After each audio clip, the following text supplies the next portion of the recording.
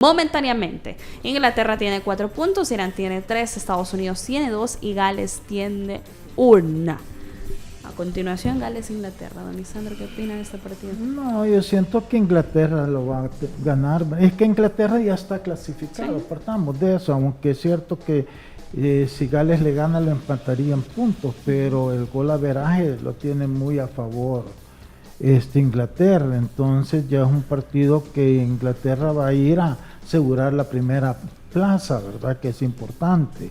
Aquí el partido que acapara toda la atención es el que va a jugar Estados Unidos con Irán, ¿verdad? Porque el que gane va a ser igual que el partido entre Ecuador y Senegal. El que gane ese se clasifique y el que no se queda. Y encima de toda esta situación política que siempre le meten cada vez que se van a enfrentar ellos, menos mal que los jugadores, sobre todo los americanos, y yo creo que los iraníes también han estado no dejando que estas cosas les afecten, más que la noticia esta que se ha difundido, no sabemos si es cierto o no, donde el gobierno iraní ha amenazado a los jugadores que si no cantan el himno van a meter presos a sus familiares, ¿verdad? Eso sería una verdadera lástima, tristeza, porque tú puedes ser patriota y todo, pero y si no querés cantar el himno no estás obligado a hacerlo, a lo mejor ni te lo podés, pues entonces me parece fuera de lo que se está viviendo, pero en la cancha, que es lo que nosotros tenemos que disfrutar, ese partido para mí es el que acapara la atención de los dos estos partidos ya para definir las posiciones del grupo. Profe, el partido de la selección Inglaterra-Gales. De hecho, dentro de eso, mencionar que lo dirige árbitro serbio Slavko Vincic, y en el Irán, Estados Unidos, estará Antonio Mateo Laos. Partidos interesantes. ¿Quién dirige el Estados Unidos-Irán? El árbitro español Antonio Mateo Laos. En cuanto a Inglaterra, creo que es un equipo que se ha visto más sólido, un Gales que de repente da chispazos, pero creo yo que no es una selección consolidada. Acordémonos que algo que he mencionado siempre es que termina clasificando al Mundial porque enfrentó a una Ucrania, quizás en una situación de crisis en términos de lo que estaba pasando en su país. Posiblemente la selección no tuvo todo el proceso de organización y preparación que hubiesen deseado en ese sentido. Por lo tanto, definitivamente pongo de favorito a Inglaterra. Creo yo que en términos generales es una selección que se ha visto fuerte, solvente, con las ideas claras.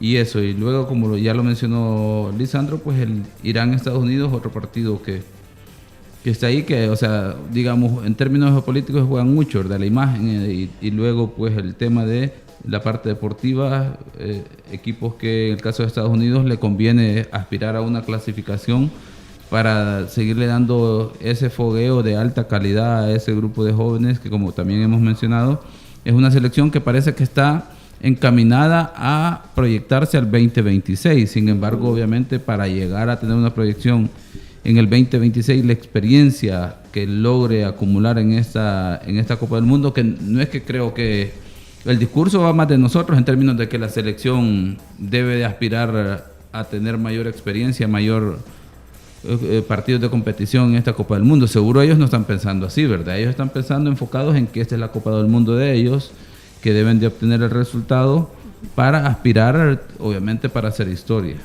En ese clásico británico hay que destacar que mucho se esperó para este partido, creyendo que estas selecciones llegarían de forma diferente, sobre todo porque es el caso de la selección de Gales.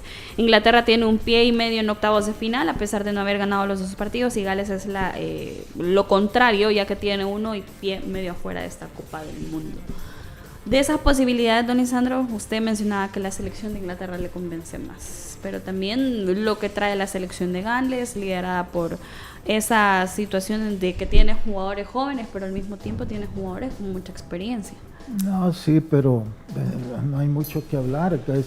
Inglaterra es el favorito y para mí va a ganar el partido. Gales, siento yo que dependen mucho de lo de Gareth Bale, y Gareth Bale es un jugador totalmente irregular, ha sido irrelevante en los últimos 5 años que ha estado con el Real Madrid, ha salido de préstamo y tampoco ha pasado mayor cosa. Entonces yo no veo que Gales esté como para hacerle frente a una Inglaterra. Acordémonos que es como el hermanito menor, ¿verdad? Es más Escocia que Gales, y en ese sentido, pues, yo no le veo nada cómo pueda sorprender a Inglaterra, sobre todo que Inglaterra tiene que consolidar su primera posición.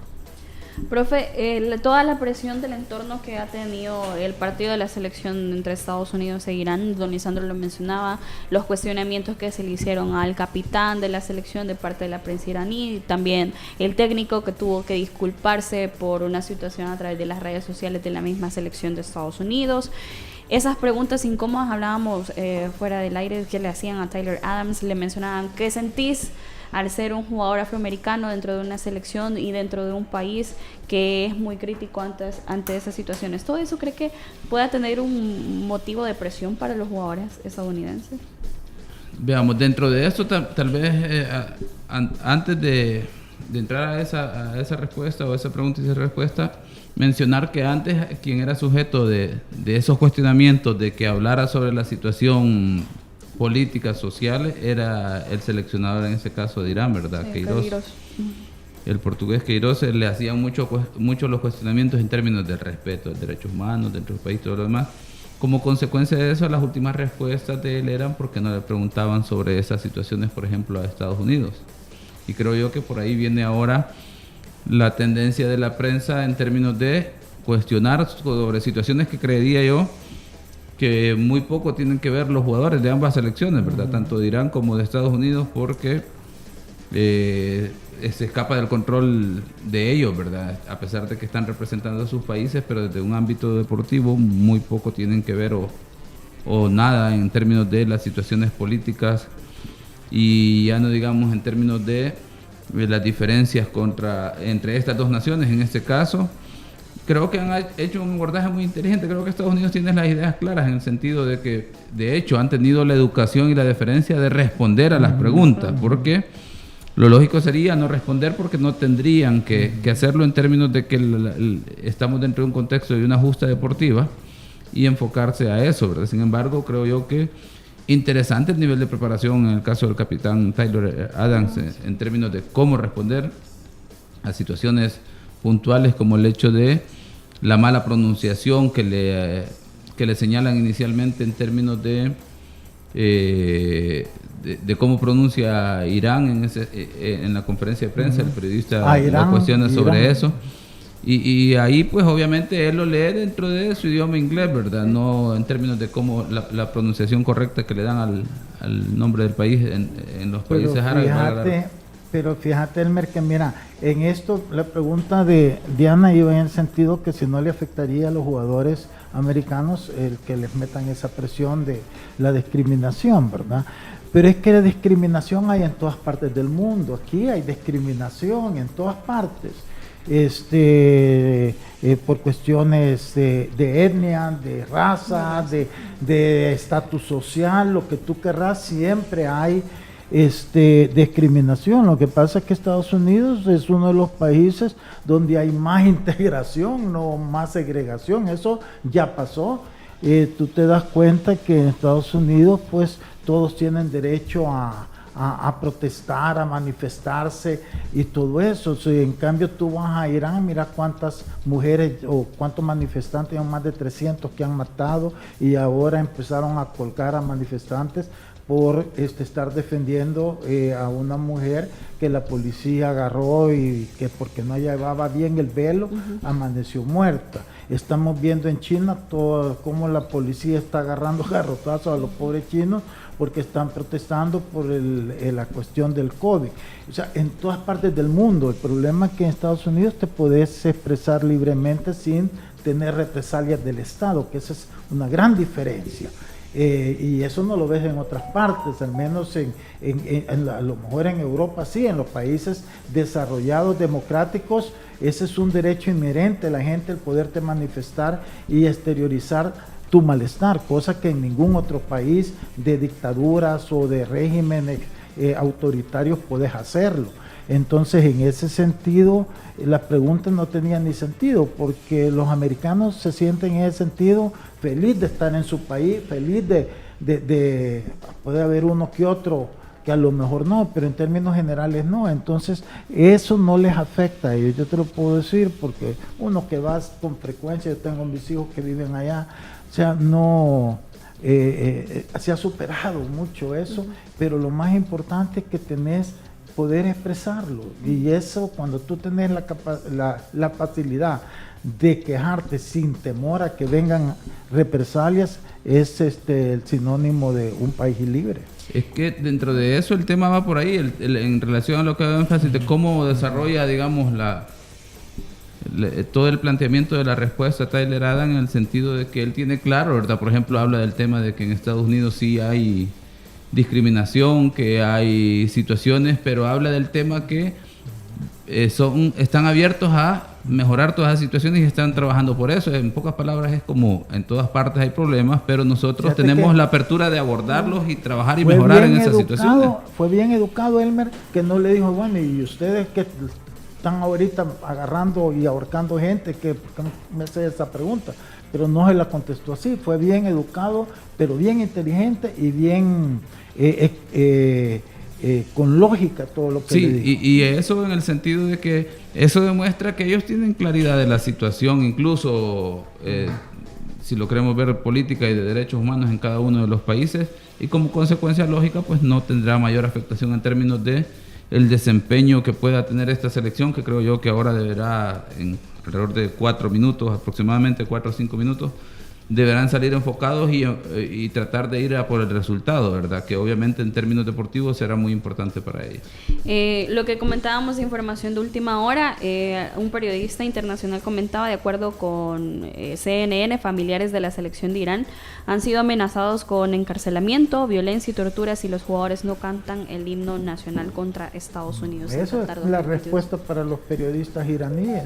Sí, por el grupo B, esta jornada número 3, Irán frente a la selección de Estados Unidos y también Gales frente a la selección de Inglaterra. Le compartimos cómo está este grupo B. Inglaterra tiene 4, Irán tiene 3 y Estados Unidos tiene 2, Gales tiene 1.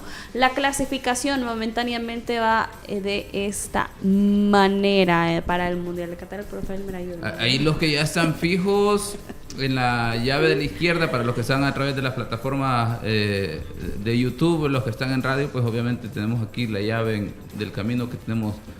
Los que ya están fijos, por ejemplo, en una llave está Brasil y Holanda a extremos, quiere decir que estos, si acaso se enfrentaran, será en una semifinal estos países, Brasil y Holanda, por haber terminado en primer lugar de sus grupos.